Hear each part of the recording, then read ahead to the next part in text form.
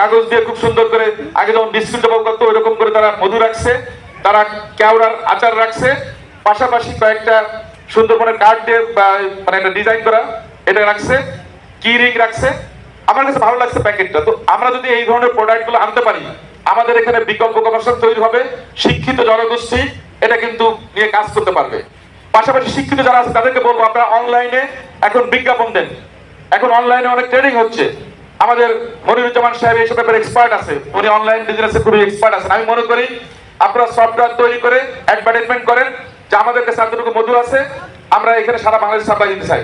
কারণ আগে দেশের মানুষকে খাওয়ান, দেশের মানুষ আগে বুঝুন, তারপরে বিদেশে রপ্তানির ব্যাপারে আমরা চিন্তা করতে পারবো। সুতরাং এখন আমাদের যে বড় বড় স্টোর গুলো আছে সব জায়গায় কিন্তু বাইরের মধু কিন্তু বেশি বিরুদ্ধ পাচ্ছে, কিন্তু এটার মূল কারণ হচ্ছে আস্থার সংকট।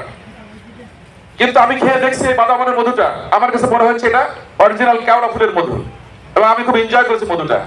আচারটাও আমাকে ভালো লেগেছে। তো এই জন্য আমি বলবো যে যারা শিক্ষিত আছেন তাদের দায়িত্ব অনেক বেশি, ওনারা মেহনত করে কষ্ট করে ওটাকে সংগ্রহ করে নিয়ে আসবেন। আপনারা সুন্দরভাবে প্যাকেটিং করে ওনাদের কাছে সংগ্রহ করে উপযুক্ত দাম দিয়ে কিনে সেটাকে আপনারা ব্র্যান্ডিং করে এখানকার মানুষের কাছে সেটা দিবেন। দেশের মানুষ কিন্তু সব জায়গাতে কিন্তু এই মধুটা সংগ্রহ করবে, কারণ মধুর গুণাগুণ নিয়ে লেখালেখি অনেক কম হয়। আজকে আমি আসার সময় যে ম্যাগাজিনটা দেখলাম, আসলে আমি খুবই ইমপ্রেস। আমি অনেক কিছু জানতাম না।